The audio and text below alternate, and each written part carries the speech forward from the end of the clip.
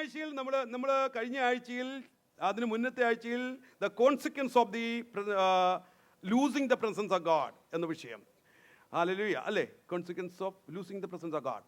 കഴിഞ്ഞ ആഴ്ചയിൽ how we can receive, how we can experience the presence of God. ഇന്ന് നമ്മൾ ചിന്തിക്കാൻ പോകുന്നത് the blessings of the presence of God.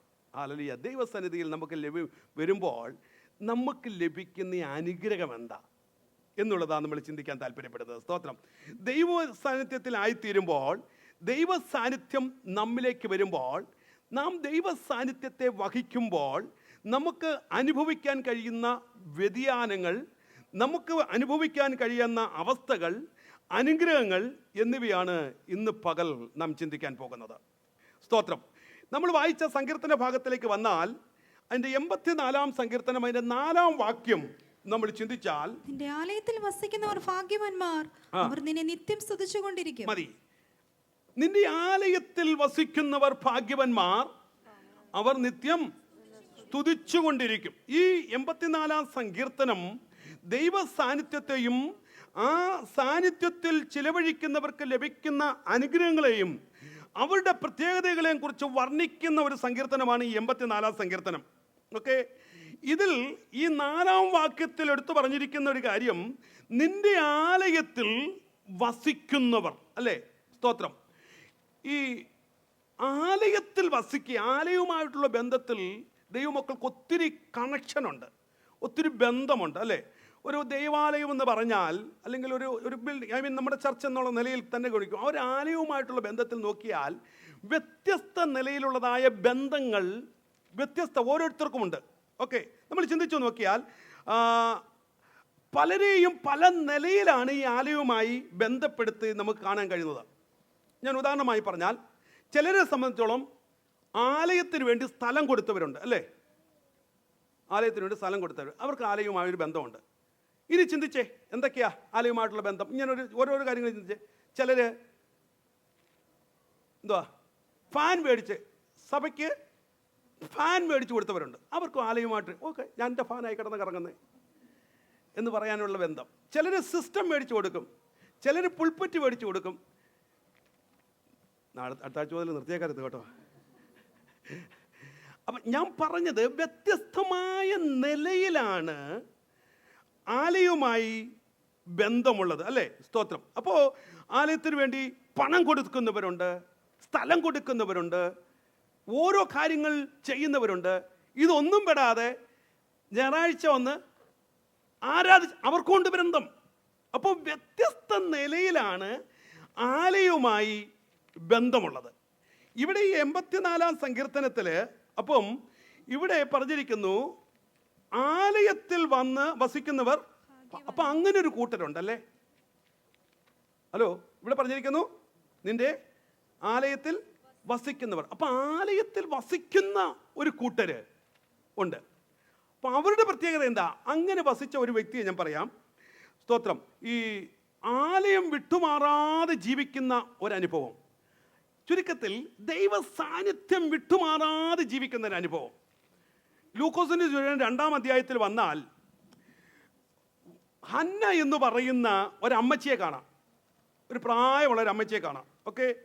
ഈ അമ്മച്ചിയെക്കുറിച്ച് നമ്മൾ ചിന്തിച്ചാൽ, ഈ അമ്മച്ചി വിവാഹം കഴിഞ്ഞ ശേഷം വെറും 7 വർഷമേ തൻ്റെ ഭർത്താവുമായിട്ട് ജീവിച്ചോളൂ. തുടർന്നുള്ള തൻ്റെ ഏതാണ്ട് 84 വർഷം ഈ അമ്മച്ചി വിധവയായിട്ടാണ് ജീവിച്ചത്. പക്ഷേ ഈ അമ്മച്ചിക്ക് ഒരു പ്രത്യേകത ഉണ്ടായിരുന്നു. എന്താണെന്നറിയാമോ? അവരെക്കുറിച്ച് പറയുന്നത്, അവർ എന്ത് ചെയ്തിരിക്കുന്നു? ആലയം വിട്ടുപിരിയാതെ.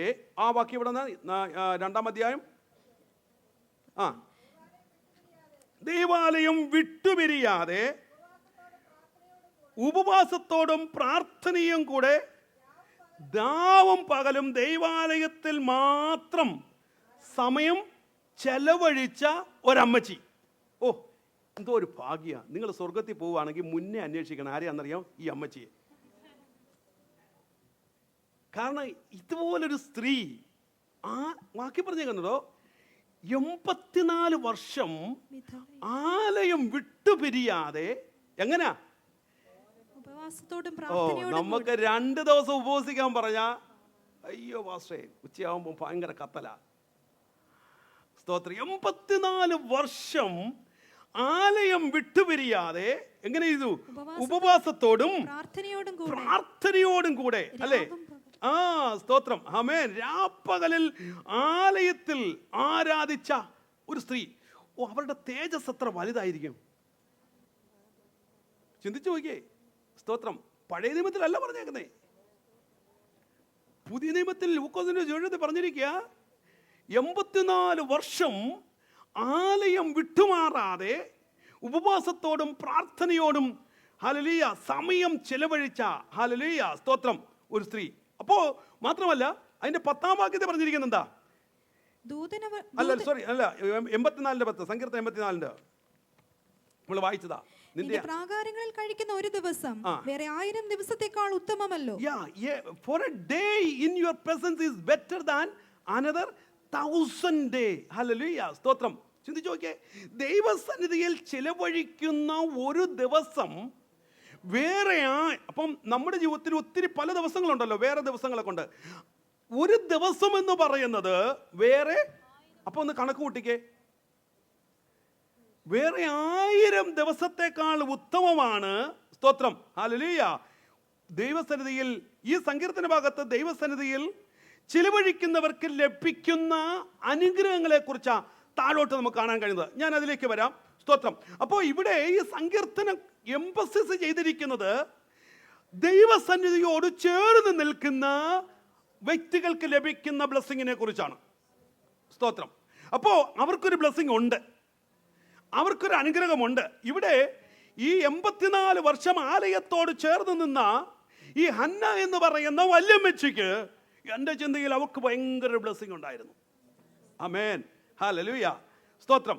അതൊന്നും വിശദീകരിച്ച് ഇതിനകത്ത് പറഞ്ഞിട്ടില്ലെങ്കിലും ആമേൻ, അവരുടെ തേജസ് വളരെ ശ്രേഷ്ഠമായിരുന്നു. ആമേൻ. സ്തോത്രം. എന്നാൽ ഇന്ന് പകൽക്കാലം ഞാൻ തുടർന്ന് ചില നിമിഷങ്ങൾ the blessings which we can receive from the presence of God, ദൈവസന്നിധി നമുക്ക് ലഭിക്കുന്ന അനുഗ്രഹങ്ങൾ എന്താണ് എന്നുള്ളതിനെ കുറിച്ച് നമ്മൾ ചിന്തിക്കുക. 84 സങ്കീർത്തനത്തിലേക്ക് വരുന്നതിന് മുൻപ് മറ്റു പല ഭാഗങ്ങളിൽ നിന്ന് ചില കാര്യങ്ങൾ നിങ്ങൾ. ഒന്നാമത്തെ കാര്യം, when we experience the manifest presence of God, it will change our motive, attitude and behavior. ഒന്നാമത്തെ കാര്യം, നീ ദൈവസന്നിധിയിൽ വന്നാൽ സംഭവിക്കുന്ന ഏറ്റവും പ്രധാനപ്പെട്ട ഒന്നാമത്തെ കാര്യം എന്താ?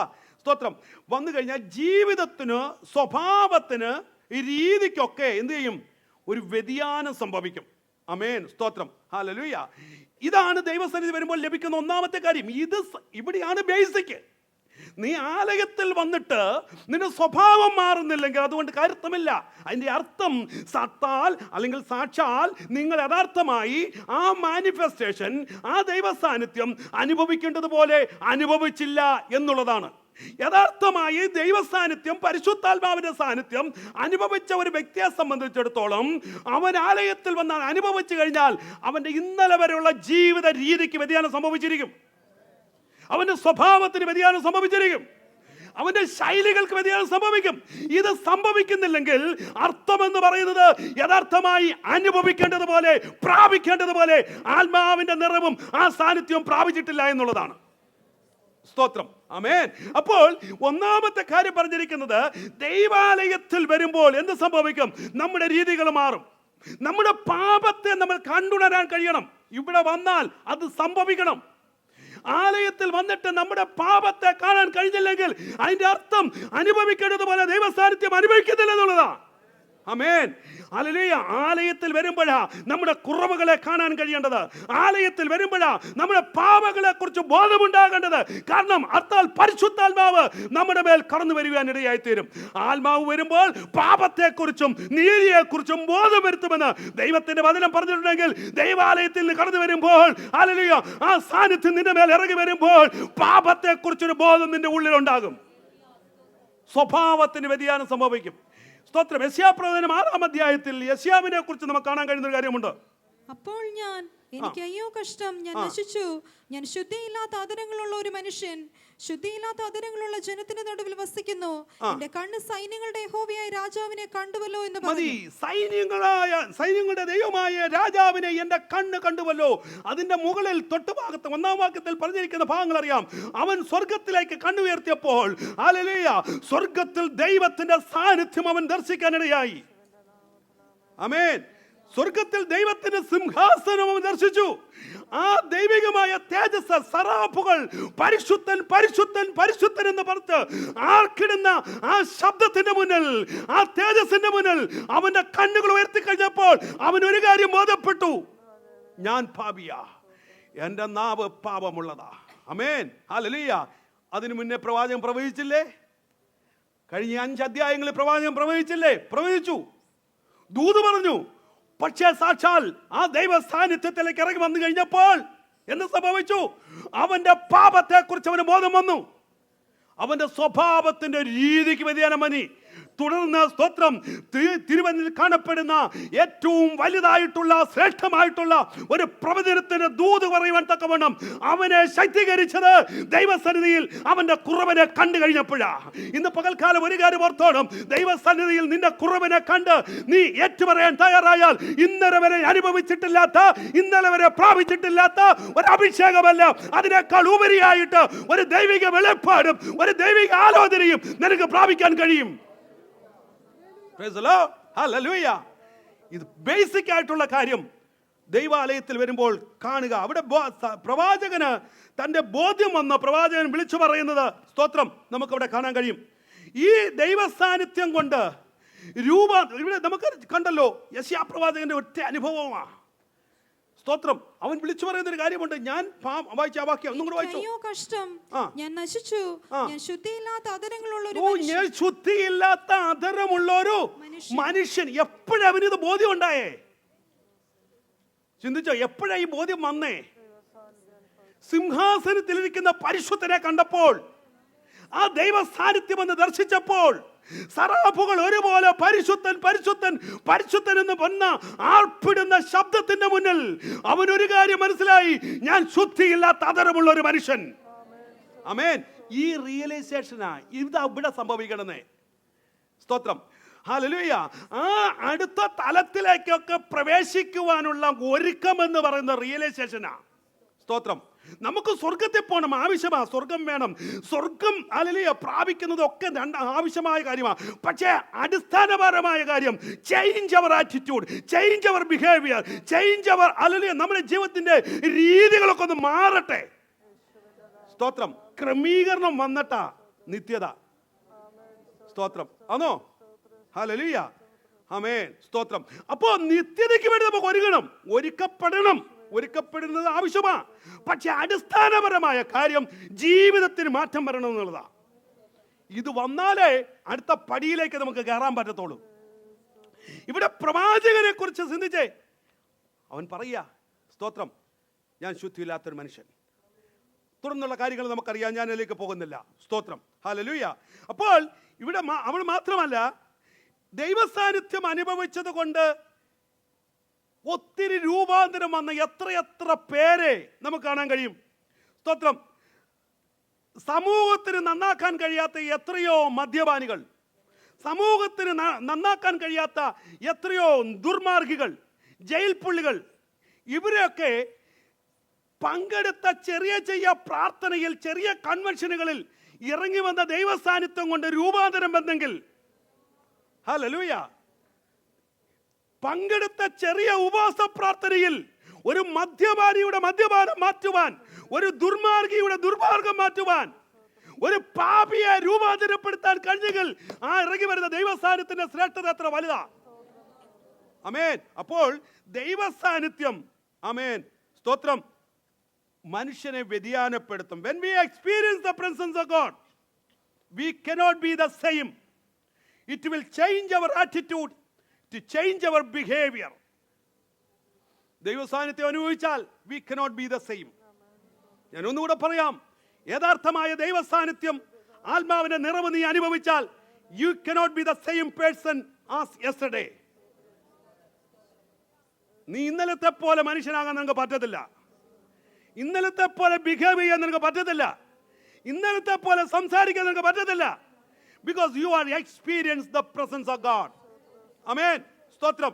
അപ്പോൾ ഒന്നാമത്തെ കാര്യം, when we experience the manifest presence of God, it will change our motive, attitude and behavior. Number 2, രണ്ടാമത്തെ കാര്യം, the presence of God will give you rest. സ്വസ്ഥത നൽകി തരുന്നതാ ദൈവ സാന്നിധ്യം, അല്ലേ? സ്തോത്രം. സ്വസ്ഥത നൽകി തരും. നമ്മുടെ ചിന്തയ്ക്ക് ആധാരമായി എടുത്ത വേദഭാഗത്ത് 33-ാം അധ്യായം, എക്സോഡസ്, പുറപ്പാട് പുസ്തകം 33-ാം അധ്യായം, അതിന്റെ 14-ാം വാക്യം. അതിനവൻ എന്റെ സാന്നിധ്യം നിന്നോടുകൂടെ പോരും, ഞാൻ നിനക്ക് സ്വസ്ഥത ഞാൻ നിനക്ക് സ്വസ്ഥത നൽകും, എന്റെ സാന്നിധ്യം നിന്നോട് കൂടെ പോരും. അപ്പോ മനുഷ്യ ജീവിതത്തിൽ നമ്മൾ ഏറ്റവും കൂടുതൽ ആഗ്രഹിക്കുന്ന ഒരു കാര്യമുണ്ട്. എന്താ? സ്വസ്ഥത. സ്വസ്ഥത, അല്ലേ? എന്തെല്ലാം ഉണ്ടെങ്കിലും ജീവിതത്തിൽ സ്വസ്ഥത പോയാൽ ഉറക്കം വരൂ? ഹലോ, സ്വസ്ഥത പോയാൽ ഉറക്കം നഷ്ടപ്പെടും. സ്വസ്ഥത ഇല്ലെങ്കിൽ, സ്തോത്രം, നമുക്കിനി എത്ര വലിയ വീടുണ്ടെങ്കിലും സ്വസ്ഥതയില്ലെങ്കിൽ ഒന്നുമില്ല. നമ്മുടെ ജോലിയിൽ എത്ര വലിയ പുരോഗമനം ഉണ്ടെങ്കിലും ജോലിക്കകത്ത് സ്വസ്ഥതയില്ലെങ്കിൽ ഉണ്ടല്ലോ ഒരു കാര്യമില്ല. ഹലോ, നമുക്ക് ബാൻ 5ഓ 6ഓ 7ഓ 8ഓ 9ഓ ഒക്കെ ഉണ്ടെന്ന് പറഞ്ഞാലും സ്വസ്ഥത പോയാൽ പോകാൻ മടി ഉണ്ടാകും, അല്ലേ? ചെയ്യാൻ മടി ഉണ്ടാകും. ആമേൻ, സ്തോത്രം, ഹല്ലേലൂയ. അപ്പോൾ സ്വസ്ഥത പോയാൽ ജീവിതമാകെ താറുമാറാകും. ആമേൻ, സ്തോത്രം. നമുക്കറിയാം, സ്വസ്ഥതയില്ലായ്മ വിവിധ നിലങ്ങളിലാണ്. ഒരു രോഗം, വല്ലാത്തൊരു രോഗം പിടിപെട്ടാൽ മതി, നമ്മുടെ സ്വസ്ഥത പോകും. സ്തോത്രം. അപ്പോൾ ഇതെല്ലാം സ്വസ്ഥത നഷ്ടപ്പെടുന്ന അനുഭവങ്ങളാണ്, അല്ലേ? എന്നാൽ ഇവിടെ മോശയോട് ദൈവം പറയുക, ഞാൻ നിനക്ക് എന്ത് തരും? എൻ്റെ സാന്നിധ്യം നിന്നോട് കൂടെ പോരും, ഞാൻ നിനക്ക് സ്വസ്ഥത തരും. I will give you rest എന്നാണ് പറഞ്ഞിരിക്കുന്നത്, അല്ലേ? I will give you rest. ഞാൻ നിനക്ക് സ്വസ്ഥത നൽകും. ആമേൻ, ഹല്ലേലൂയ, സ്തോത്രം. ഇന്ന് സ്വസ്ഥതയില്ലാതെ ജീവിക്കുന്ന ഒത്തിരി വ്യക്തികൾ, കുടുംബങ്ങൾ ഒക്കെ നമുക്ക് കാണാൻ കഴിയും. എന്നാൽ ഒരു കാര്യം വ്യക്തമാ, ദൈവസന്നിധിയിൽ വന്നാൽ, നീ ആ സാന്നിധ്യം അനുഭവിച്ചാൽ നിനക്ക് ഒരു സ്വസ്ഥത ലഭിക്കും. ഇവിടെ വചനം പറയുന്നു, ദൈവ സാന്നിധ്യത്തിനകത്ത് എന്തുണ്ട്? സ്വസ്ഥതയുണ്ട്. ഇതിനകത്ത് ആരെങ്കിലും ഇന്ന് പകൽക്കാലം ഏതെങ്കിലും മണ്ഡലത്തിൽ സ്വസ്ഥത ഇല്ലെന്ന് തോന്നുന്നുണ്ടെങ്കിൽ, വേറെ ഒരു മെഡിക്കൽ സയൻസിൻ്റെ അരിക്കൽ പോകണ്ട, ഒരു സൈക്കാട്രിയുടെ അരിക്കൽ പോകണ്ട, ഒരു കൗൺസിലിൻ്റെ അരിക്കൽ പോകണ്ട. Just go to the presence of God, sit down, experience the presence of God, you will get the rest. I promise you that. ഞാൻ ശക്തമായി പറയുന്നു, ഹല്ലേലൂയ. നിന്റെ ജോലിക്കകത്തോ, നിന്റെ കുടുംബത്തിനകത്തോ, നിന്റെ തലമുറയോടോ ബന്ധത്തിലോ സ്വസ്ഥത പോയി എന്ന് ചിന്തിക്കുന്നെങ്കിൽ എങ്ങും നീ പോകണ്ട. Come to the presence of God, sit in the presence of God. God will give the, ഹല്ലേലൂയ, ദൈവം യഥാർത്ഥമായ സ്വസ്ഥത നിനക്ക് ലഭിക്കാൻ ഇടയായി തരും. ആമേൻ. That's the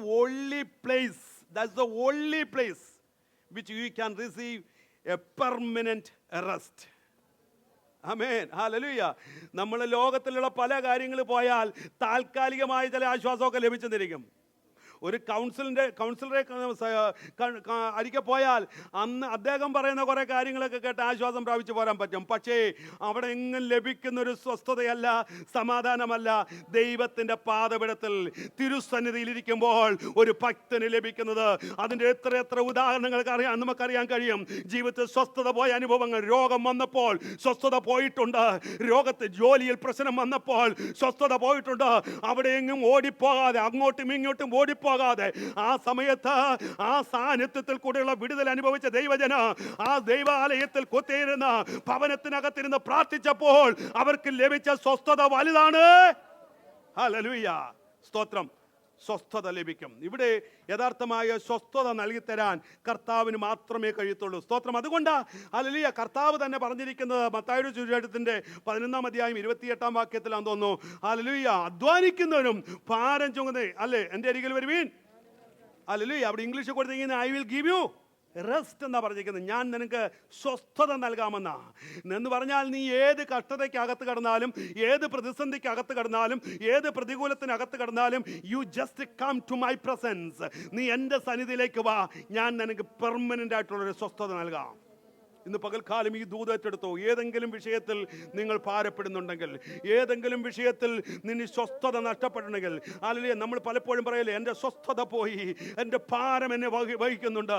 അല്ലെങ്കിൽ ഏതെങ്കിലും രോഗമാണ് നിന്റെ സ്വസ്ഥത പോക്കിയിരിക്കുന്നതെങ്കിൽ, അല്ലെങ്കിൽ ജോലിയുടെ പ്രശ്നമാണെങ്കിൽ, അല്ലെങ്കിൽ കുടുംബത്തിൻ്റെ വിഷയമാണെങ്കിൽ, തലമുറയുടെ പ്രശ്നമാണെങ്കിൽ, ഇന്ന് പകൽക്കാലം നിന്റെ സ്വസ്ഥത നഷ്ടപ്പെട്ടിരിക്കുന്ന മണ്ഡലവുമായി ദൈവാലയത്തിലേക്ക്, ദൈവസന്നിധിയിലേക്ക് ഒന്ന് വന്ന് മുട്ടുമടക്കിയാൽ, ആമേൻ, എന്തെന്നില്ലാത്തൊരു സ്വസ്ഥത നിനക്ക് അനുഭവിക്കാൻ കഴിയും. ഹല്ലേലൂയ, സ്തോത്രം. തിരുവനന്തപുരത്തിൽ സ്വസ്ഥത പ്രാപിച്ച പലരെയും കാണാൻ കഴിയും. ഒന്ന് സ്തോത്രം, 2 ദിനവൃത്താന്ത പുസ്തകം 15 ഒന്ന് വായിച്ച വാക്കം. അവർ പൂർണ്ണ ഹൃദയത്തോടെ സത്യം ചെയ്ത് പൂർണ്ണ താല്പര്യത്തോടു കൂടി അവനെ അന്വേഷിച്ചതുകൊണ്ട് അവർ അവനെ കണ്ടെത്തുകയും യഹോവ അവർക്ക് ചുറ്റും വിശ്രാമം നൽകുകയും ചെയ്തു. അവർക്ക് ചുറ്റും വിശ്രാമം നൽകുക, സ്വസ്ഥത നൽകുകയും ചെയ്തു. യഹോവയെ അന്വേഷിച്ചത് കൊണ്ട്, അവന്റെ തിരുസന്നിധി അന്വേഷിച്ചത് കൊണ്ട്, ദൈവ സാന്നിധ്യം അന്വേഷിച്ചത് കൊണ്ട്, ഹല്ലേലൂയ, അവിടെ പറഞ്ഞിരിക്കുന്നു ദൈവം അവർക്ക് സ്വസ്ഥത നൽകുകയും ചെയ്തു. ആമേൻ. ഇന്ന് പകൽക്കാലം രണ്ടാമത്തെ കാര്യം, the presence of God will give you rest. Hallelujah, സ്വസ്ഥത നൽകുന്നത്. ഞാൻ വേഗത്തിൽ മുന്നോട്ട് പോകട്ടെ. മൂന്നാമത്തെ കാര്യം, the manifest presence of God will change your circumstances, or it will give you courage. ധൈര്യം നൽകി തരുന്നതാ, നിന്റെ സാഹചര്യങ്ങളെ മാറ്റുന്നതാ ദൈവ സാന്നിധ്യം. ആമേൻ. പലപ്പോഴും നമ്മെ ഭയപ്പെടുത്തുന്ന, ഭീതിപ്പെടുത്തുന്ന ഒത്തിരി വിഷയങ്ങളുണ്ട്. നമ്മുടെ ജീവിതത്തിൽ പലതിൻ്റെ മുന്നിൽ നമ്മൾ പതറിപ്പോകാറുണ്ട്. എന്ത് ചെയ്യണമെന്ന് അറിയാതെ വ്യാകുലപ്പെട്ടു പോകാറുണ്ട്. പക്ഷേ സ്തോത്രം, ദൈവ സന്നിധിയിലേക്ക് വന്നു കഴിഞ്ഞാലുണ്ടല്ലോ, അവിടെ നമ്മുടെ സ്ഥിതികളെ ദൈവം മാറ്റും, നമുക്ക് ധൈര്യം നൽകും. സ്തോത്രം. അപ്പോസ്തല പ്രവൃത്തി 4-ാം അധ്യായം 31-ാം വാക്യം വായിക്കുമ്പോൾ, ഇങ്ങനെ പ്രാർത്ഥിച്ചപ്പോൾ അവർ കൂടിയിരുന്ന സ്ഥലം കുലുങ്ങി, എല്ലാവരും പരിശുദ്ധാത്മാവ് നിറഞ്ഞവരായി ദൈവവചനം ധൈര്യത്തോടെ പ്രസ്താവിച്ചു. മതി, ദൈവവചനം ധൈര്യത്തോടെ. ആ വാക്കിന് ഇത്തിരി പ്രസക്തിയുണ്ട്. ധൈര്യത്തോടെ പ്രസംഗിച്ചു. അതിന്റെ കാരണം നമ്മൾ ശ്രദ്ധിച്ചു നോക്കിയാൽ, ഇവിടെ പത്രോസിനെയും യോഹന്നാനെയും അതിന്റെ 3-ാം അധ്യായത്തിൽ ഒരു മുടന്തനെ സൗഖ്യമാക്കി എന്ന കാരണത്താൽ അവരെ വിസ്തരിക്കാൻ തുടങ്ങി. പ്രമാണികളും മൂപ്പന്മാരും ശാസ്ത്രിമാരും മഹാപുരോഹിതന്മാരായ ഹന്നായും കയ്യഫാവും അവരെ വിസ്തരിച്ച് യേശുവിൻ്റെ നാമത്തിൽ ഇനി നിങ്ങൾ സംസാരിക്കരുത് എന്ന് പറഞ്ഞ് താക്കീത് കൊടുത്ത് പറഞ്ഞു വിട്ടേക്കുക. ഹലോ, താക്കീത് കൊടുത്ത് പറഞ്ഞു വിട്ടിരിക്കുക. അപ്പോൾ ചുരുക്കി പറഞ്ഞാൽ, ഇനി സംസാരിക്കാൻ പറ്റാത്ത നിലയിലുള്ള ഒരു താക്കീതുമായിട്ടാണ് ഇവർ വന്നിരിക്കുന്നത്. ഇനി സംസാരിക്കരുത്, യേശുവിൻ്റെ നാമത്തിൽ ഇനി സംസാരിക്കരുത്. സ്തോത്രം. ആ ഒരു തലത്തിൽ എത്തിച്ചേർന്ന് കഴിഞ്ഞ് ഇവർ ഭവനത്തിലേക്ക് വന്നപ്പോൾ, സ്തോത്രം, എന്താ ചെയ്ത്? എന്നാൽ അവിടെ വന്ന് അവർ പോയിട്ട് നേരെ അവർ പ്രാർത്ഥിക്കാൻ പോയി. അവർ പ്രാർത്ഥിക്കാൻ തീരുമാനിച്ചു. അപ്പം സ്തോത്രം, വിലക്കുകൾ വന്നപ്പോൾ, തടസ്സങ്ങൾ വന്നപ്പോൾ, ധൈര്യം ക്ഷയിച്ചപ്പോൾ അവർ നേരെ പോയത് പ്രാർത്ഥിക്കാനാ.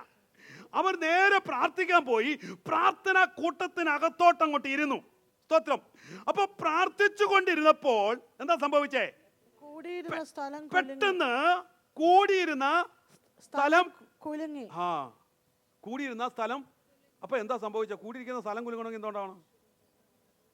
ഹലോ, കൂടിയിരുന്ന സ്ഥലം കൂടിയിരുന്ന സ്ഥലം കുലുങ്ങി അല്ലേ? സ്തോത്രം. അപ്പോ എല്ലായിടൊന്നും കുലുങ്ങിയില്ല, ഭൂകമ്പം ഉണ്ടായില്ല. പക്ഷെ പർട്ടിക്കുലർ അവർ കൂടിയിരുന്ന സ്ഥലം എന്ത് ചെയ്തു? അതൊരു ഒരു ഒരു അത്ഭുതമല്ലേ? അവരിരുന്ന സ്ഥലം കുലുങ്ങി. സ്തോത്രം. ആമേൻ. എപ്പോഴാ? സാന്നിധ്യം ഇറങ്ങി വന്നപ്പോ. ദൈവ സാന്നിധ്യം ഇറങ്ങി വന്നപ്പോൾ ഇരുന്ന സ്ഥലം കുലുങ്ങി. ആമേൻ. ഹല്ലേലൂയ. ഇവിടെ എത്ര സാന്നിധ്യം ഇറങ്ങി വരുന്നാലും, നമ്മുടെ നാട്ടിൽ പറഞ്ഞ എന്താ കേളം പാലം കുലുങ്ങിയാലും നിങ്ങൾക്ക് കാര്യമൊക്കെ അറിയാം, പക്ഷേ കുലുക്കം ഇല്ലെന്നുള്ളതേ ഉള്ളൂ പ്രശ്നം. സ്തോത്രം. ആമേൻ, ആമേൻ. എത്ര ഞങ്ങളെടുത്ത് പറഞ്ഞാലും പാസ്റ്ററെ ഞങ്ങൾ ഇങ്ങനെ ഇരിക്കൂ, ഇതിനപ്പുറം ഒന്നും ഞങ്ങൾക്ക് പറ്റത്തില്ല അല്ലേ? ഇനി എന്ത് പറഞ്ഞാലും ഇതൊക്കെ ഉള്ളൂ. അല്ല, നീ അറിയാതെ ഇപ്പൊ കുലുക്കാനും കർത്താവിനറിയാം.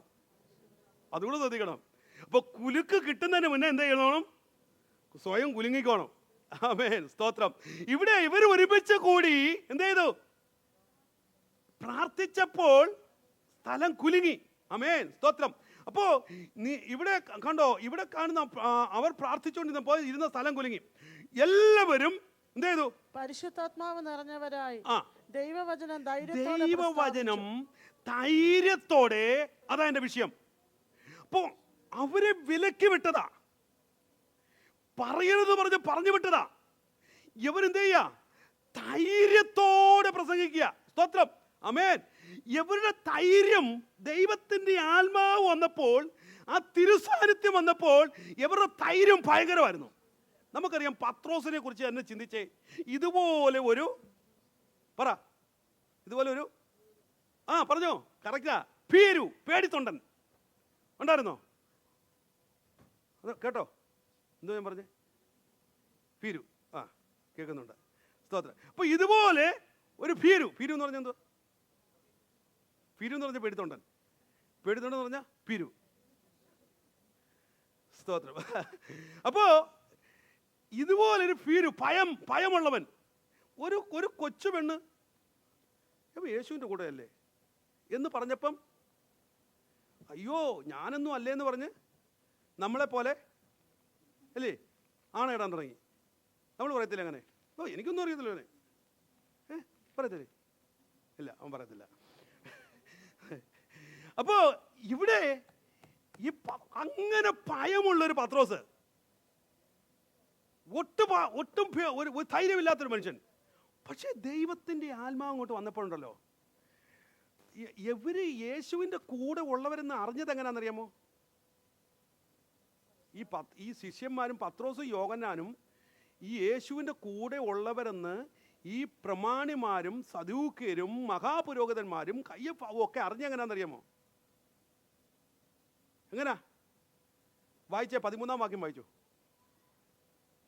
അവർ പത്രോസിന്റെയും യോഹന്നാന്റെയും ധൈര്യം കാണുകയാലും അവർ പഠിപ്പില്ലാത്തവരും സാമാന്യരുമായ മനുഷ്യർ എന്ന് ഗ്രഹിക്കാലും ആശ്ചര്യപ്പെട്ടു. അവർ യേശുവിനോട് കൂടെ ആയിരുന്നവർ എന്നും അറിഞ്ഞു. ഉണ്ടോ? അപ്പൊ യേശുവിനോട് കൂടെ ആയിരുന്നവർ എന്ന് അറിഞ്ഞു. എപ്പോഴാ?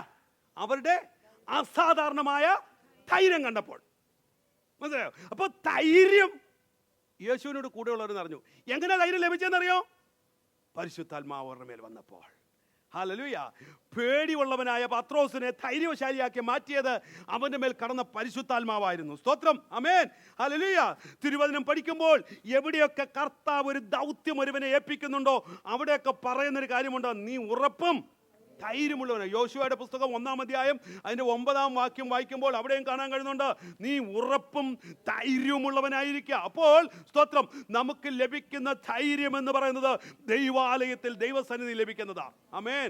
നമ്മുടെ സ്റ്റാമിനയല്ല നമ്മുടെ ധൈര്യം, നമ്മുടെ എഡ്യൂക്കേഷൻ്റെ ക്വാളിഫിക്കേഷൻ്റെ ശ്രേഷ്ഠതയല്ല നമ്മുടെ ധൈര്യം. ആമേൻ. അല്ല, പണത്തിൻ്റെ കൊഴുപ്പൊന്നുമല്ല ധൈര്യം. നമ്മുടെ ധൈര്യം എന്ന് പറയുന്നത് ഹല്ലേലൂയ യഥാർത്ഥമായ ദൈവസന്നിധിയിൽ നമുക്ക് ലഭിക്കുന്ന ധൈര്യമാണ്. ആമേൻ, ഹല്ലേലൂയ. അങ്ങനെ ഒരു ധൈര്യമുണ്ടെങ്കിൽ സ്തോത്രം, ഞാനിവിടെ ഈ നിൽക്കുന്ന ഞാൻ നിങ്ങളുടെ മുന്നിൽ നിൽക്കാൻ എന്നെ ധൈര്യപ്പെടുത്തത് ഈ അഭിഷേകമാണ്. നിങ്ങൾക്കറിയാമോ, ഞാൻ ബൈബിൾ കോളേജിൽ പോയി കഴിഞ്ഞ സമയത്ത് ഞങ്ങൾക്ക് ആദ്യത്തെ വർഷം ചെന്ന വർഷം ഈ ഞങ്ങളുടെ ടെസ്റ്റ് മണി പറയണം.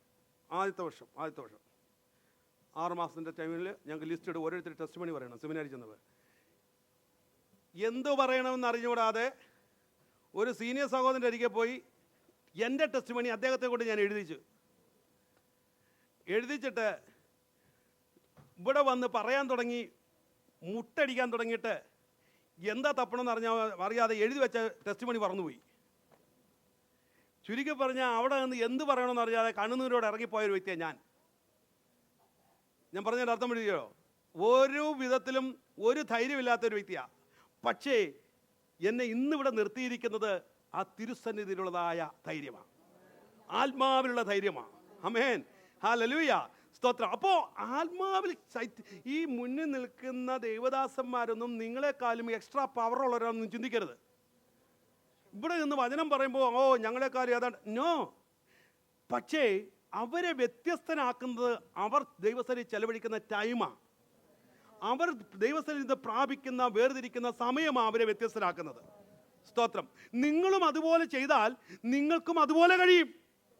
സ്തോത്രം. അപ്പോൾ ഇവിടെ പറഞ്ഞിരിക്കുന്ന ഇവന്റെ ധൈര്യം എന്ന് പറയുന്നത് ദൈവസന്നിധി ലഭിച്ചതായ ആ ധൈര്യം. Okay, the presence of God give the courage.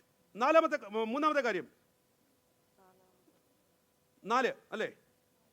Okay, the presence of God gives protection. സംരക്ഷണം നൽകി തരുന്നത് ആ ദൈവസാന്നിധ്യം. ഓക്കെ, നമുക്കറിയാം ഇസ്രായേൽ ജനത്തിൻ്റെ ചരിത്രം നമ്മൾ പഠിച്ചാൽ അവരുടെ മേലുള്ള ദൈവിക സംരക്ഷണത്തെക്കുറിച്ച് നമുക്ക് കാണാൻ കഴിയും. ഓക്കെ, ഇസ്രായേൽ ജനം ഈജിപ്തിൽ നിന്ന് ഇറങ്ങിത്തിരിച്ച് നേരെ അവർ യാത്ര ചെയ്ത് എങ്ങോട്ടാണെന്നറിയോ? മരുഭൂമിയിലേക്കാണ്. ഈ മരുഭൂമി എന്ന് പറയുമ്പോൾ നമുക്കറിയാം, സ്തോത്രം, ആയിരുന്ന സമയത്ത് ഏതാണ്ട് 40 വർഷം 42 അത്ഭുതങ്ങൾ ഇവർ കണ്ടു. ഈ ജനം 40 വർഷം കൊണ്ട് 42 അത്ഭുതങ്ങൾ ഈ ജനം കണ്ടു. ഇവരെ സംബന്ധിച്ചോളം ഇവരുടെ യാത്ര അത്ര സുഖമൊന്നും ആയിരുന്നില്ല. ചുറ്റും ശത്രുക്കളെ കൊണ്ട് നിറഞ്ഞ ഒരു മധ്യത്തിലൂടെ അവർ യാത്ര ചെയ്തത്. ചുരുക്കി പറഞ്ഞാൽ ചുറ്റുമതിലില്ലാതെ, സ്തോത്രം, പരിചയമില്ലാത്ത ദേശത്ത്, രാജാവില്ലാതെ ധൈര്യത്തോടെ ഇവർ യാത്ര ചെയ്തപ്പോഴും അവരെ പ്രൊട്ടക്ട് ചെയ്തത് എന്തായിരുന്നു അറിയാമോ? അവരുടെ മേലുണ്ടായിരുന്ന ദൈവസാന്നിധ്യമാണ്. സ്തോത്രം. ഇത് തിരുവനന്തപുരത്ത് നമുക്ക് കാണാൻ കഴിയും. പുറപ്പാട് പുസ്തകം 14-ാം അധ്യായം അതിൻ്റെ 19-ാം വാക്യത്തിലേക്ക് വരുമ്പോൾ, സ്തോത്രം,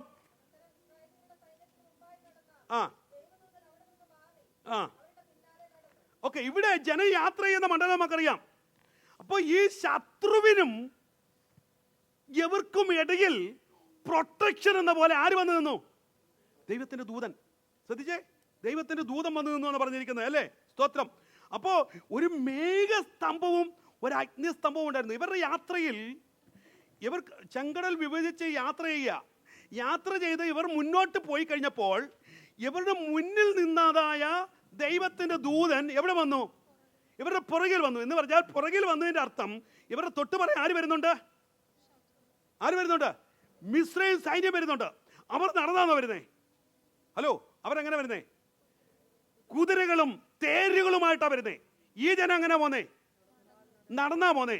അപ്പം ഈ തേരും കുതിരയുമായി വരുന്നവന് ഈ ജനത്തെ, നടന്നു പോകുന്ന ജനത്തെ പിടിക്കാൻ എത്ര നേരം വേണം? ചിന്തിച്ചു നോക്കേ. പക്ഷേ ദൈവത്തിന്റെ ദൂതൻ എടുത്തിറങ്ങിയപ്പോൾ അവിടെ പറഞ്ഞിരിക്കുന്നത് ഇങ്ങനെയാണ്: അവരുടെ യാത്ര, സ്തോത്രം, സുഖവുമല്ലാതായി, അവരുടെ തേരുകൾക്ക് മുന്നോട്ട് ഓടാൻ കഴിയാതായി.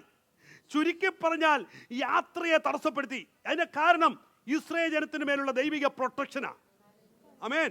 ആ സാന്നിധ്യം അവർക്ക്, സ്തോത്രം, പ്രൊട്ടക്ഷൻ നൽകുവാനിടയായി തീർന്നു. ചുറ്റുമതില്ലാതെ അല്ലെങ്കിൽ ആയുധമില്ലാതെ യാത്ര ചെയ്തിട്ടും ഒരു ശത്രു സൈന്യം പോലും ആക്രമിക്കുവാൻ ദൈവം അവരെ അനുവദിച്ചില്ല. കാരണം ഒരു ദൈവികമായ സംരക്ഷണം അവരുടെ മേലുണ്ടായിരുന്നു. 13-21-22 വാക്യം വായിച്ചേ.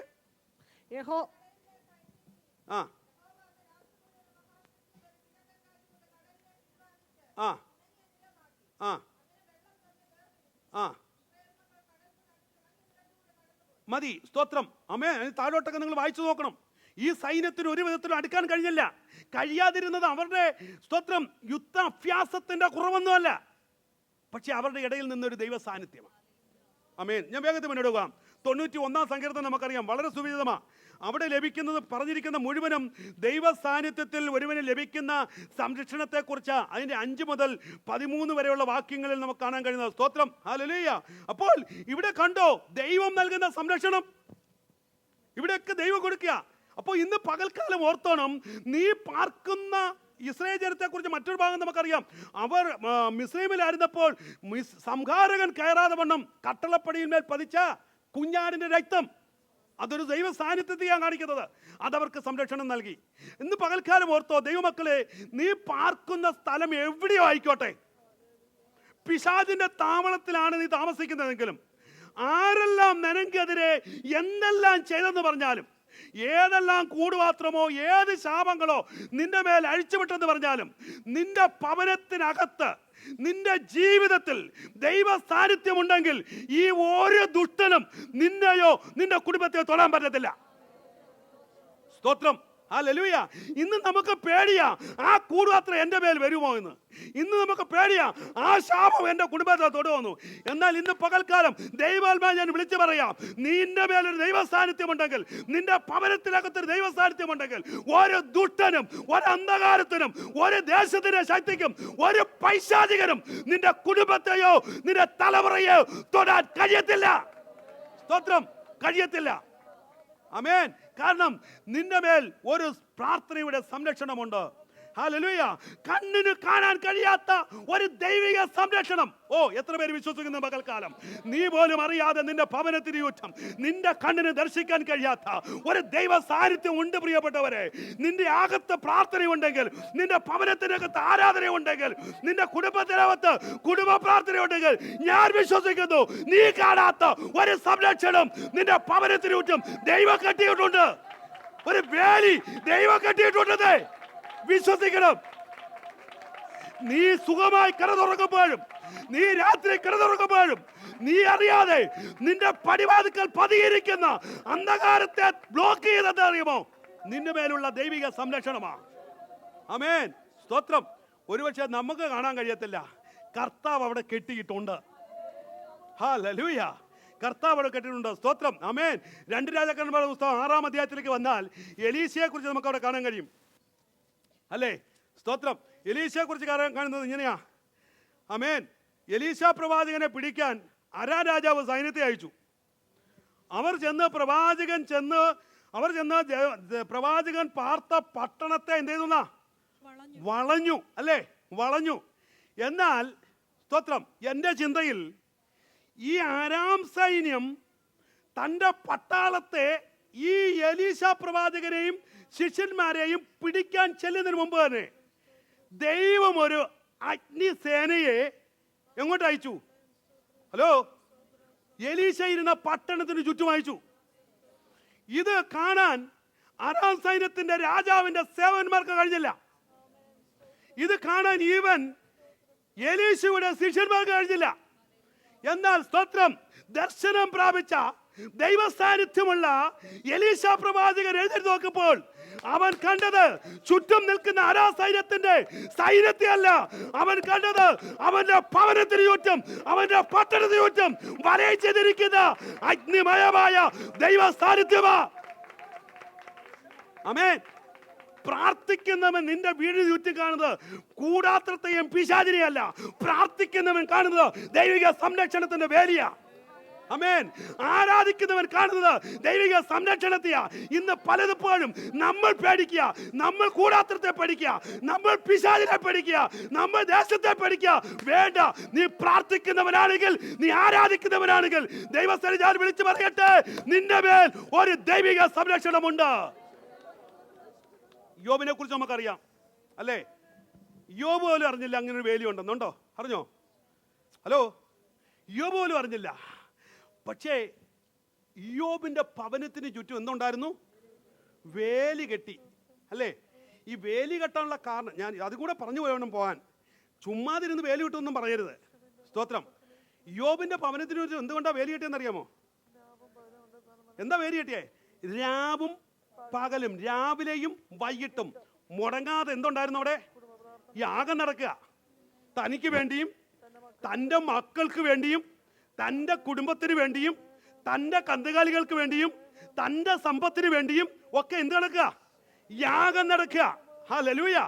ആ യാഗം നടന്നതുകൊണ്ട് സ്തോത്രം, പിശാച് അവനെ ആക്രമിക്കാൻ ടാർഗറ്റ് ഇട്ടപ്പോൾ ദൈവം പിശാച് എന്ന് ദൈവസന്നിധി പറയുന്നുണ്ട്, ദൈവമേ എനിക്ക് അങ്ങോട്ട് കയറാൻ പറ്റുന്നില്ല, നീ അവന് ചുറ്റും ഒരു വേലി കെട്ടിയിട്ടുണ്ടല്ലോ, നീ ആ വേലി ഒന്ന് പൊളിച്ചാൽ ഞാൻ അകത്തോട്ട് കയറാം.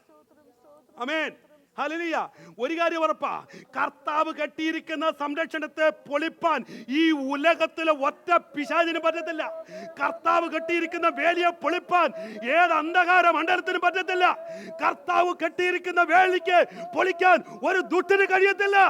കാരണം ദൈവമാണ് വേലി കെട്ടിയിരിക്കുന്നത്. അകത്ത് പ്രാർത്ഥനയുള്ളവന്റെ, ആ വീട്ടിന്റെ അകത്ത് ആരാധനയുള്ളവന്റെ ഭവനത്തിന് ചുറ്റും, വാഹനത്തിന് ചുറ്റും, ജോലിക്ക് ചുറ്റും, ജീവിതത്തിന് ചുറ്റും, തലമുറയ്ക്ക് ചുറ്റും ഒരു ദൈവിക വേലിയുണ്ട്, ഒരു ദൈവിക സംരക്ഷണമുണ്ട്. ഞാൻ വേഗത്തിൽ പോട്ടെ. സ്തോത്രം. ഹല്ലേലൂയ. ആമേൻ. ഇവിടെ പറഞ്ഞിരിക്കുന്നു, ആമേൻ, സ്തോത്രം, ഒരു ദൈവിക സംരക്ഷണം.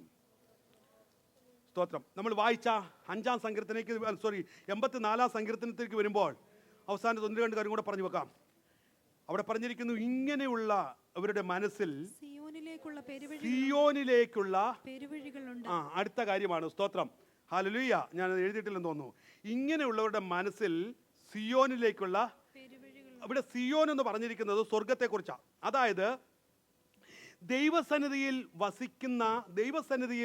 വസിക്കുന്നവരുടെ ഉള്ളിൽ എന്തുണ്ടെന്നാ, സ്വർഗത്തിലേക്കുള്ള വഴി അവൻ അറിയാം. ആമേൻ. സ്വർഗത്തിലേക്കുള്ള വഴി അറിയാം. സ്തോത്രം.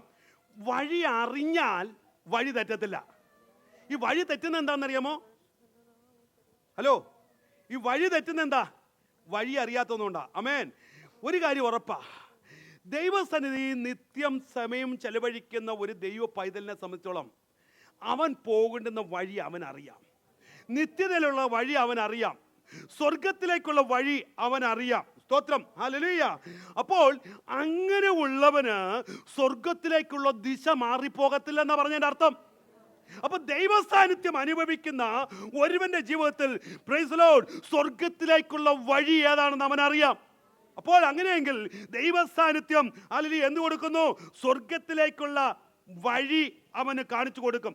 അവന് വഴി നഷ്ടമാകുകയില്ല എന്നാ പറഞ്ഞിരിക്കുന്നത്. സ്തോത്രം, ഹല്ലേലൂയ. വീണ്ടും അടുത്ത കാര്യം പറഞ്ഞിരിക്കുന്നു, ദൈവസന്നിധിയിൽ സമയം ചിലവഴിക്കുന്നവർക്ക് മേൽക്കുമേൽ ജയം പ്രാപിക്കും. They have the victory, success in the presence of God. ആമേൻ. ദൈവസന്നിധിയിൽ കഴിച്ചുകൂട്ടിയവർ ആരും ബലഹീനരായിട്ടില്ല. അവരാരും പരാജയപ്പെട്ടിട്ടില്ല. അവർക്ക് നാൾക്കുനാൾ ബലം പ്രാപിക്കും. നമുക്കറിയാം, ഒത്തിരി പേരറിയാം. യോസഫിനെ കുറിച്ച് ചിന്തിച്ചേ, ദാവീദിനെ കുറിച്ച് ചിന്തിച്ചേ, ദാനിയേലിനെ കുറിച്ച് ചിന്തിച്ചേ. ഇവരൊക്കെ ഇതിന് ഉദാഹരണമാണ്. ദൈവസന്നിധിയിൽ ഇരുന്ന് സമയങ്ങളെ ചെലവഴിച്ചത് കൊണ്ട് ദാവീദിനറിയാം, അവന് അല്പം സമയം കിട്ടിയാൽ എന്ത് ചെയ്യുമെന്നറിയാമോ? മൊബൈൽ ഫോൺ എടുക്കും, ഫേസ്ബുക്ക് തപ്പും, വാട്സപ്പ് തപ്പും, എന്താ ടിക്ടോക്ക്, ഇങ്ങനെയുള്ള പല കാര്യങ്ങളിലേക്ക് ഇങ്ങനെ പോകുക അല്ലേ? ഇതായിരുന്നു ദാവീദ്. അങ്ങനെ ആയിരുന്നോ? ഹലോ, ദാവീദിന് അല്പസമയം കിട്ടുമ്പം ആടിനെ മേയിക്കുന്നേ. നമുക്ക് സ്തോത്രം, ആടിനെ മേയിക്കുന്ന കൂട്ടത്തിലാവുമ്പോൾ ജോലിയില്ല. ആ ജോലിയുടെ ഇടയ്ക്ക് അല്പം റെസ്റ്റ് കിട്ടുമ്പോൾ ഇവൻ ചെയ്തത്, നമുക്ക് ജോലിയുടെ ഇടയ്ക്കൊക്കെ അല്പം റെസ്റ്റ് കിട്ടിയാൽ നമ്മൾ ഓടി പോകുന്നത് ഇനി നിങ്ങൾ പൂരിപ്പിച്ചോ.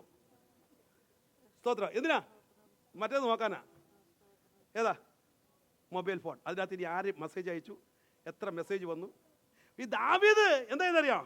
അവൻ അല്പസമയം കിട്ടിയപ്പോൾ അവൻ നേരെ പാറപ്പുറത്ത് കയറി. എന്തോ ഏട്ടാ? തൻ്റെ കിന്നരുമായിട്ട് പാറപ്പുറത്ത് കുത്തിയിരുന്ന് പാടാൻ തുടങ്ങി. അങ്ങനെ പാടിയതായി സങ്കീർത്തനങ്ങളൊക്കെ. ഹല്ലേലൂയ. അപ്പോൾ സ്തോത്രം, ദൈവസന്നിധി ചെലവഴിച്ചവരെയൊക്കെ ദൈവം ഉയർത്തിയിട്ടുണ്ട്. അവനെ പിന്നീട് നോക്കിക്കേ, ആട്ടിടയവനായ വീട്ടിൽ ഒറ്റപ്പെട്ട, വീട്ടിൽ തള്ളപ്പെട്ടവനെ പിന്നീട് ഇസ്രായേലിന്റെ രാജാവാക്കാൻ അവനെ സഹായിച്ചത് ദൈവസന്നിധിയിൽ അവൻ ചെലവഴിച്ച സമയമാണ്. യോസഫിനെ കുറിച്ച് അറിയാം. ദൈവം അവൻ ദൈവസന്നിധി സമയങ്ങളെ ചെലവഴിച്ചു. ദൈവ വഴി വിട്ടുപോയോ യോസഫ്? സാഹചര്യം ഉണ്ടായിട്ട് പോയോ? ഹലോ, സാഹചര്യം ഉണ്ടായിട്ട്. നമുക്ക് അവസരം കിട്ടാത്തോണ്ടാ പലരും പാപം ചെയ്യാത്തല്ലേ? ഹലോ, അവസരം ഉണ്ടായിരുന്നെങ്കിൽ ഒന്ന് നോക്കിയേനെ. സ്തോത്രം, ഹല്ലേലൂയ. സക്സസ്, ജയം എന്ന് പറയുന്നത് അവസരം കിട്ടാത്തപ്പം പാപം ചെയ്യാത്തല്ല, അവസരം ഉണ്ടായിട്ടും, ഞാൻ പറയുന്നത് ഒന്ന് മനസ്സിലായോ? അവസരം ഉണ്ടായിട്ടും പാപം ചെയ്യാതിരിക്കുക. മനസ്സിലായോടല്ലോ? എന്തുവാ? അവസരം ഉണ്ടായിട്ടും പാപം ചെയ്യാതിരിക്കുക അല്ലേ? സ്തോത്രം. അപ്പോൾ യോസഫിന് അവസരം ഉണ്ടായിരുന്നോ? ആരെങ്കിലും കണ്ടോവനെ? ഹലോ, ആരെങ്കിലും കണ്ടോ? നമ്മുടെ മുറിക്കകത്തൊക്കെ ഒറ്റയ്ക്ക് ഇരിക്കുമ്പോൾ എന്തൊക്കെയാണെന്ന് ഇനി അല്ലാതൊക്കെ നോക്കിയെങ്കിലേ അറിയത്തുള്ളൂ. ഞാൻ കുഞ്ഞുങ്ങളോടൊക്കെയാണ് പറയുന്നത്.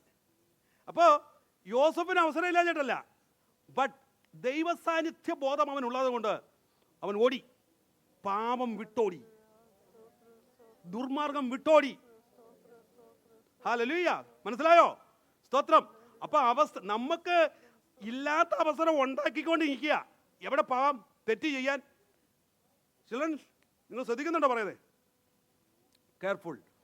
അവസരം ഇല്ലാഞ്ഞിട്ടല്ല, അവസരം ഉണ്ടായാലും പാപം ചെയ്യാതിരിക്കുക. ഇവിടെ അതുകൊണ്ട് അവരെ ദൈവം ഉയർത്തി. ദാനിയേലിനെ കുറിച്ച് ചിന്തിച്ചേ. അവൻ പറയുന്നു, ദേവസ്വം വലിയ ഉത്തരവാദിത്വമുണ്ട്. ദാനിയേൽ നമുക്കറിയാമല്ലോ എത്ര ഉത്തരവാദിത്തമായിരുന്നു. ആ രാജ്യത്തിൻ്റെ ഏറ്റവും ഉന്നതമായ ഉത്തരവാദിത്വം നിൽക്കുക. നമുക്കൊരു ബാൻഡ് 7 ജോലി കിട്ടിയാൽ പിന്നെ പാസ്റ്ററെ ജോലിക്ക് സമയമില്ല, ഇരിക്കാനും നേരമില്ല, പിന്നെ കൂട്ടായ്മയ്ക്കും നേരമില്ല, പ്രാർത്ഥനയ്ക്കും നേരം, സോ ബിസി. ഈവൻ 24 hours പോലും തികയുന്നില്ലെന്നാണ് പറയുന്നത്. സ്തോത്രം. ഇവിടെ ദാനിയേലിനെ സംബന്ധിച്ചോളം അവൻ അത്രയും വലിയ ഉത്തരവാദിത്വം ഉണ്ടെങ്കിലും അവൻ ചെയ്തെങ്ങനാ? ദിവസം 3 നേരം പോട്ടെ, 2 നേരമെങ്കിലും ഉണ്ടോ? സ്വന്തം ഞാൻ പരിശോധിച്ചായി. പിന്നെ ഈ ഉയർച്ച വേണം, സ്വർഗത്തിൽ പോകണം എന്നൊക്കെ പറഞ്ഞുകൊണ്ടിരിക്കരുത്. സ്തോത്രം. ഹല്ലേലൂയ. അപ്പോൾ ദിവസം 3 നേരം പ്രാർത്ഥിച്ചു, ദൈവം അവനെ ഉയർത്തി. അപ്പോൾ there is a success in the presence of God. Okay, ഇന്ന് പകൽക്കാലം ഞാൻ സ്തോത്രം ഹല്ലേലൂയ ഇവിടെ കൊണ്ട് നിർത്തിയ ഇന്ന് പകൽക്കാലം നമ്മൾ ചിന്തിച്ച വിഷയം മറന്നു പോകരുത്. ദൈവസന്നിധിയിൽ ഒരുവന് ലഭിക്കുന്ന ദൈവിക അനുഗ്രഹങ്ങൾ. ഒന്നാമത്തെ കാര്യം നമ്മൾ ചിന്തിച്ചു, it will change your attitude, it will change your behavior, it will change your life. Hallelujah. രണ്ടാമത് നമ്മൾ ചിന്തിച്ചു, the presence of God will give you rest. Number 3, presence of God give the courage. നാലാമത്തെ കാര്യം നമ്മൾ ചിന്തിച്ചല്ലോ, the presence of God give the protection. Hallelujah. അഞ്ചാമതായി അവർക്ക് സ്വർഗത്തിലേക്കുള്ള വഴി അവർക്കറിയാം.